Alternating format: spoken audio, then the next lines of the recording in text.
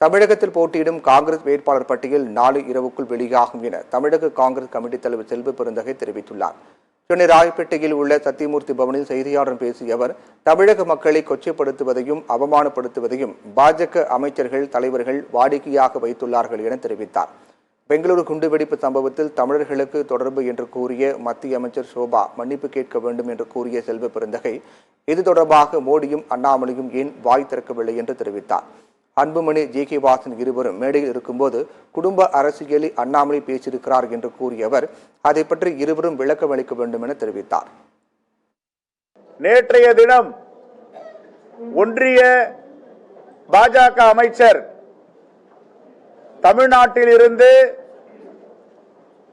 ராமேஸ்வரம் சிற்றுண்டி சாலையில் குண்டு வைத்திருக்கிறார்கள், அவர்கள் தமிழர்கள் என்று குறிப்பிட்டிருக்கிறார்.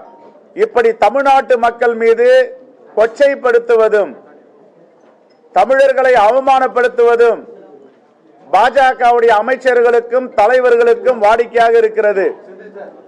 முதலில் குஷ்பு சுந்தர் அவர்கள் என்ன பிச்சை காசு கொடுக்கிறீர்களா என்று பிச்சைக்காரர்களுக்கு நிகராக தமிழ்நாட்டு மக்களை ஒப்பிட்டு பேசினார். அதே போன்று ஒன்றிய நிதியமைச்சர் நிர்மலா சீதாராமன் பிச்சைக்காரர்கள் என்று குறிப்பிட்டார். குறைந்தபட்சம் தமிழ்நாட்டிலே இருக்கின்ற பாஜக தலைவர் அண்ணாமலை தமிழர்களை காட்டிக் கொடுத்து கொண்டிருக்கிறாரா என்ற கேள்வி எழுகிறது.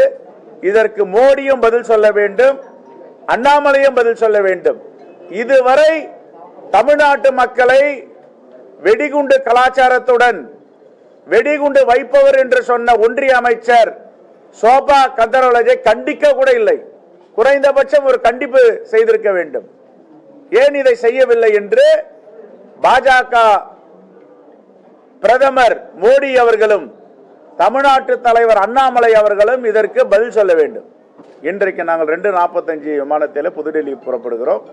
மாலை அங்கு சென்றடைந்து இரவு இந்த கூட்டம் இருக்கிறது. நாளை மத்திய ஒன்றிய தேர்தல் காங்கிரஸ் கட்சி ஆணையத்திடம் இதை சமர்ப்பித்து ஆலோசித்து இந்த முடிவை அறிவிப்போம்.